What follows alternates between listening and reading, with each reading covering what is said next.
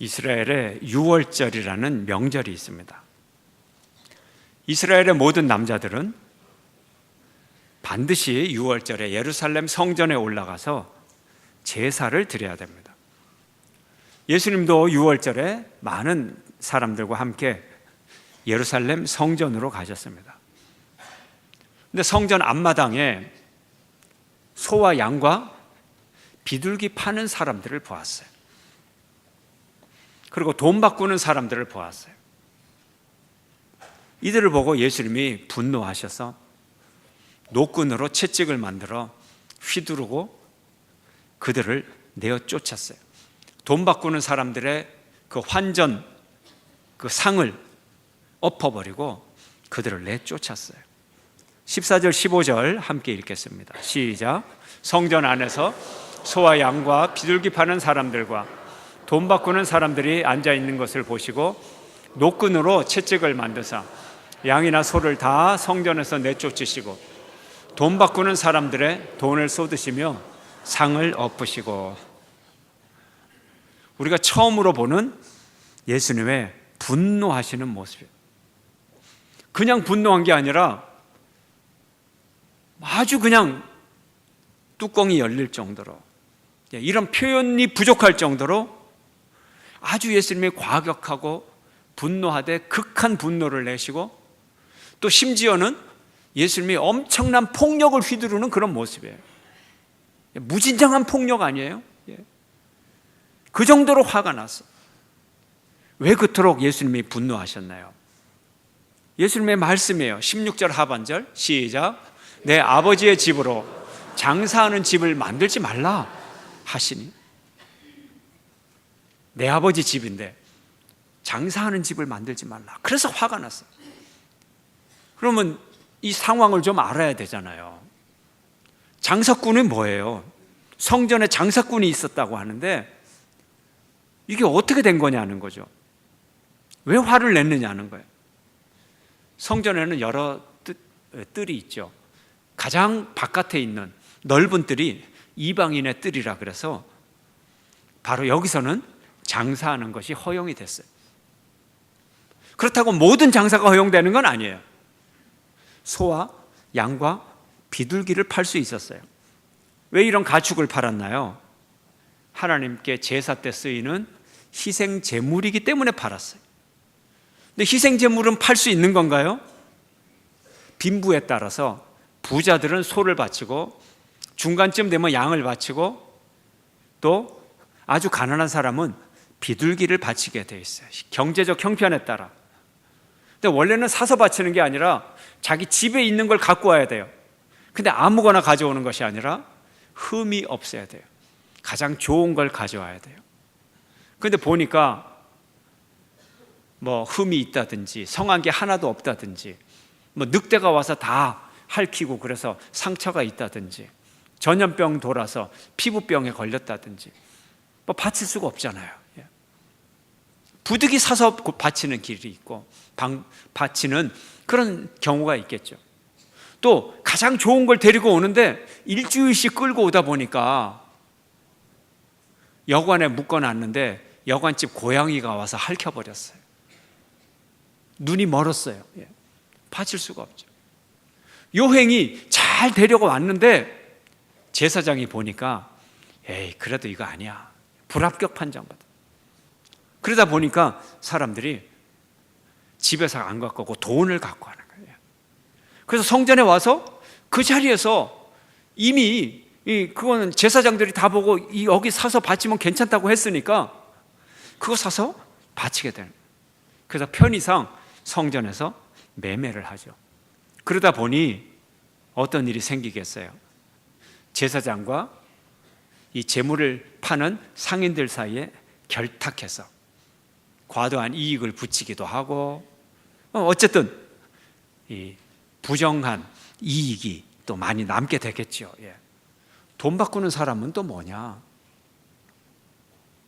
환전상의 정체는 뭐냐?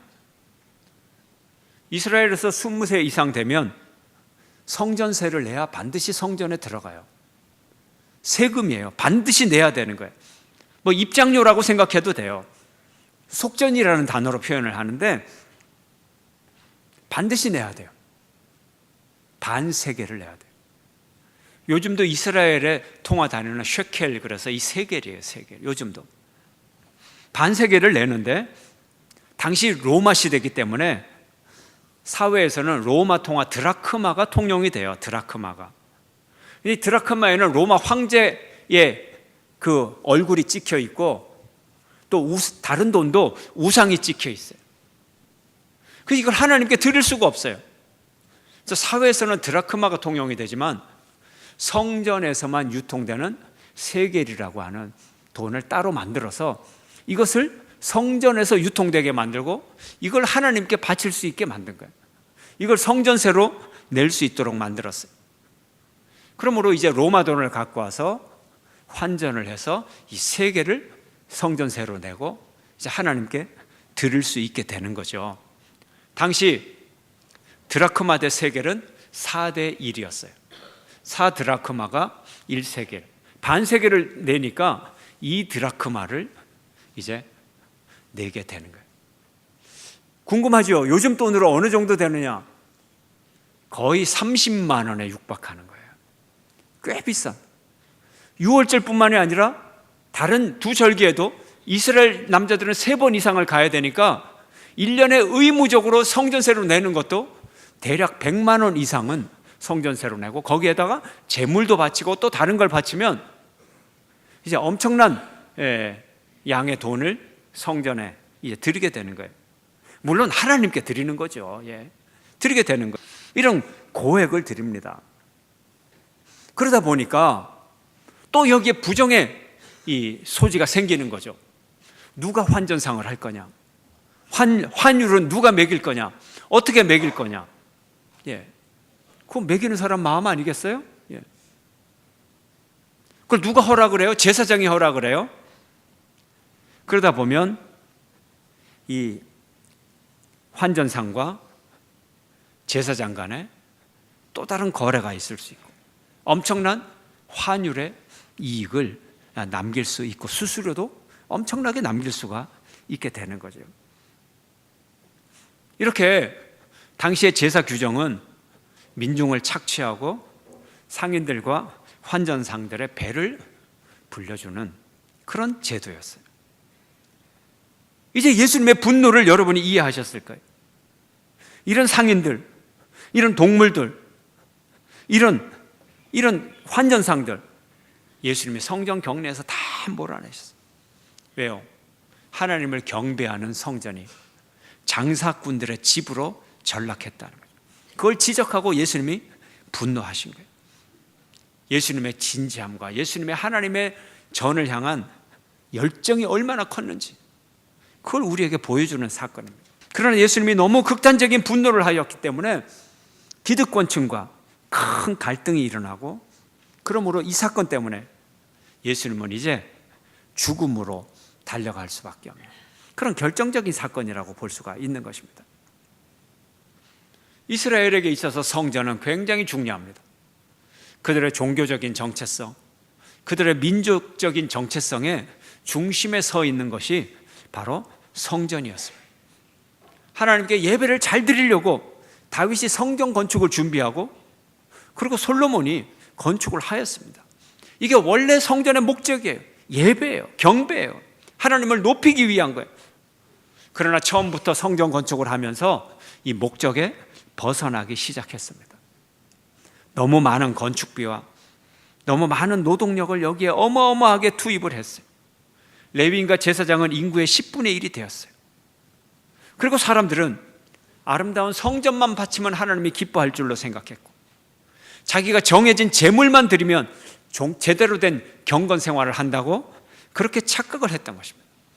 그래서 이스라엘 남자들은 오면 반세겔 성전세를 내고 제물을 하나님께 바치면 나 다 됐다, 할 일 다 했다, 이렇게만 생각한 거예요. 하나님은 그걸 원치 않았어요. 그걸 원치 않았어요. 그래서 성전이 무너졌어요. 처음 성전이 무너졌을 때 이스라엘 백성들이 그 사실을 깨달아야 했어요. 근데 못 깨달았어요. 바벨론 포로에서 돌아오자마자 이들이 지은 것이, 또 처음 지은 것이 성전이었어요. 근데 이 성전이 또 무너집니다. BC 200년에 시리아가 통치할 때 엄청나게 파괴가 돼요. 그렇게 200년 동안을 오다가 예수님 오시기 조금 전에 BC 17년에 헤롯 대왕이 건축을 시작합니다. 그리고 예수님의 이 사건에 46년째 보수공사를 진행하고 있었어요. 근데 아직 완성이 안 됐어요. 그리고 더 보수공사를 해서 80년이 걸려서 AD 63년에 헤롯 왕이 보수공사를 끝냈어요. 솔로몬의 성전에 미치지는 못하지만 그래도 규모도 꽤 크고 그래도 의리의리하게 이걸 완성을 했어요. AD 63년에. 근데 불과 7년이 지나서 로마군에 의해서 완전히 무너져 버려요. 벽돌 위에 벽돌 하나 남지 않고 완전히 무너져 버렸어요. 로마 군대가 그 금덩어리나 이 모든 걸 다 뜯어가 버렸어요. 그걸 다 흩어버렸어요. 아직까지 하나님의 성전은 없어요. 그리고 그 성전이 무너진 곳에 지금 황금돔 사원이라 그래서 바로 이슬람 모스크가 그 자리에 있는 거예요. 이스라엘 성전이 회복되지 않았어요. 하나님이 정말로 성전을 기뻐하셨다면 왜 하나님이 성전을 무너뜨렸을까요? 하나님이 그걸 원치 않았기 때문에. 하나님의 생각은 우리의 생각과 달라요.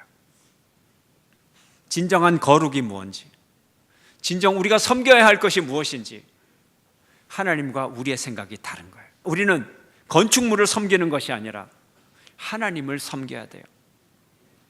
우리는 건축물에 돈을 들여야 될 것이 아니라 생명에, 사람에게 돈을 들여야 되는 거예요. 건축물이 뭐예요? 실용적인 목적으로 하나님을 더 경배하기 위해서, 사람들이 모이기 위해서. 그러나 이것이 궁극적인 목적은 아니고 이것이 경배의 대상은 아니라는 거죠. 지극히 실용적인 목적이에요. 우리가 모여야 되잖아요. 근데 이스라엘 사람들은 이 건물에 궁극적인 목적을 두었던 것입니다. 겉으로는 하나님을 내세우지만 그 이면에는 자기를 과시하고 자기 욕구를 채우는, 욕심을 채우는 도구로 타락하게 되었던 것입니다. 그리고 그들은 거기서 나온 수입을 갖고 또 하나님께 제물로 드려요. 하나님이 원하시는 것은 그게 아니에요. 하나님이 이걸 역겹다 그래요. 역겹다. 나 이런 거 필요 없다. 그런 제물 필요 없다. 하나님은 이렇게 말씀하시는 거예요. 이것이 우상 숭배입니다. 이스라엘 성전에 우상이 있는 게 아니에요. 그러나 우상이 없지만 우상 숭배가 되어버렸어요. 왜요? 우상은 목적과 수단의 도치, 목적과 수단이 바뀌는 게 우상이에요. 목적의 변질, 이것이 우상이 되어버린 거예요. 성전에 간다고 무조건 되는 게 아니에요. 하나님이 성전에 계실까요? 안 계실까요? 계시기도 하시고 안 계시기도 하시죠. 하나님을 한 장소에 가두어 줄 수 있을까요? 하나님은 어디든 계실 수도 있죠. 무소부재하시기 때문에. 그렇지만 하나님은 위대한 하나님이에요. 한 장소에 가두어 둘 수가 없어요. 사람들은 자기들이 작은 집을 하나 짓고 이것에 하나님이 계시다, 이것이 성전이다 이렇게 말을 하지만 하나님이 계시기에는 너무나 좁은 집이에요. 하나님은 그 집에다가, 사람들은 그 집에 금칠을 하고 하나님이 계시다고 하지만 하나님이 보시기에는 너무 초라하고 하나님이 보시기에는 발등상, 발받침대도 못 되는 초라한 거예요. 성전은 하나님의 집이라고 하지만 결국 사람들은 그걸 만들어 놓고 우상으로 만든 거죠. 진짜 하나님은 계실지 안 계실지도 모르는데 이게 우상화예요. 이게 우상화. 이런 성전 뭐가 필요하겠어요? 그래서 19절에 예수님이 이렇게 말씀하시죠. 함께 시작. 예수께서 대답하여 이르시되 너희가 이 성전을 헐라 내가 사흘 동안에 일으키리라. 이토록 타락한 성전이라면 차라리 무너뜨리는 게 낫다는 거죠. 이게 예수님의 주장이에요. 그리고 새로 지어라. 그러면 예수님이 새로 짓는 진짜 참 성전, 진짜 성전, 이게 뭐냐는 거죠. 이스라엘 백성들이 정말 소중하게 여기는 그 예루살렘 성전은 헐어버리라 그러고 진짜 성전을 짓겠다, 그것도 사흘 만에 짓겠다, 이게 뭐냐는 거예요. 이미 많은 예언자들이 성전 제사가 잘못됐다고 구약의 많은 예언자들이 이렇게 말합니다. 이사야도 이렇게 말을 했어요. 함께 읽습니다. 시작. 여호와께서 말씀하시되 너희의 무수한 제물이 내게 무엇이 유익하뇨? 나는 수장의 번제와 살찐 짐승의 기름에 배불렀고 나는 수송아지나 어린 양이나 숫 염소의 피를 기뻐하지 아니하노라. 그저 제물 바치고 나 제사 다 드렸어 하는 그런 거 하나님이 하나도 기뻐하지 않는다. 심지어 제사뿐만이 아니라 예수님 시대부터 그 이전에 조금 전에도 성전이 무너질 거다, 이런 예언도 있었어요. 쿰난 공동체에서 발견된 새 예루살렘이라고 하는 문서가 있어요. 거기 보면 요한이 본 계시록 20장에서 22장까지 나와 있는 그런 환상을 쿰난 공동체에서도 예언을 하고 있어요. 인간의 손으로 만든 예루살렘 성전은 싹 무너질 거다. 그리고 하나님이 하늘에서부터 직접 새 성전을 하늘에서 내려 줄 것이다. 이게 진짜 성전이라는 거예요. 이게 뭘까요? 옛 성전은 이스라엘의 잘못된 종교 관습, 잘못된 경건성, 잘못된 가치관, 이것이 무너져야 된다. 그럼 새로운 것은 뭔가요? 새로운 가치관, 새로운 경건, 진정한 생명의 능력, 무엇일까요? 새 성전은 돌과 황금으로 만든 그런 예루살렘 성전이 아니고 예수님 당신 자신을 의미하는 거예요. 오늘 본문 21절 22절을 함께 읽겠습니다. 시작. 그러나 예수는 성전된 자기 육체를 가리켜 말씀하신 것이라. 죽은 자 가운데서 살아나신 후에야 제자들이 이 말씀하신 것을 기억하고 성경과 예수께서 하신 말씀을 믿었더라. 사흘 만에 다시 성전을 지으리라. 내가 사흘 만에 부활하리라. 이런 말씀이었어요. 수십 년 동안 지은 그런 재물과 노동력을 들여서 지은 웅장한 건축물인 성전, 이것이 아니고 이건 다 가짜고, 진짜 성전은 예수님 당신 자신이라는 거예요. 생명의 예수님, 구원자 예수님, 그분이 참 성전이라는 거예요. 이걸 예수님이 부활하고 나서야 제자들이 깨닫게 되는 것입니다. 요한복음 14장 6절은 이렇게 말합니다. 함께 읽습니다. 시작. 예수께서 이르시되 내가 곧 길이요 진리요 생명이니 나로 말미암지 않고는 아버지께로 올 자가 없느니라. 아멘. 이게 성전이라는 뜻이에요. 성전이 뭡니까? 하나님 만나는 곳이잖아요. 우리가 돌로 된 큰 건물에서 하나님을 만날 수 있으면 그게 성전이 되는 거고, 그런데 예수님께 가면 하나님을 만날 수 있어요. 그러므로 예수님이 참 성전이에요. 그러므로 예수님을 통해서 하나님께로 가는 길이 있어요. 참 성전이에요. 예수님을 통해서 진리를 배우면 하나님을 만나요. 그러므로 참 성전이에요. 예수님을 만나면 생명을 얻어요. 참 성전인 것입니다. 살아서 움직이는 생명, 바로 예수님이 길이요 진리요 생명, 하나님께로 가는 길이래요. 이게 성전이에요. 오늘 우리는 사순절을 지나고 있습니다. 예수님의 십자가를 묵상합니다. 왜 예수님이 십자가에 달려야 했을까? 예수님이 좀 오래 사시면 안 됐을까? 예수님이 왕이 돼서 이 땅에 하나님 나라를 완전히 이루고 가셨으면 얼마나 좋았을까? 하지만 하나님의 마음과 우리 인간의 마음은 달라요. 예수님은 하나님의 마음을 아시는 분이에요. 그래서 돌로 된 예루살렘 성전을 무너뜨리라고 말합니다.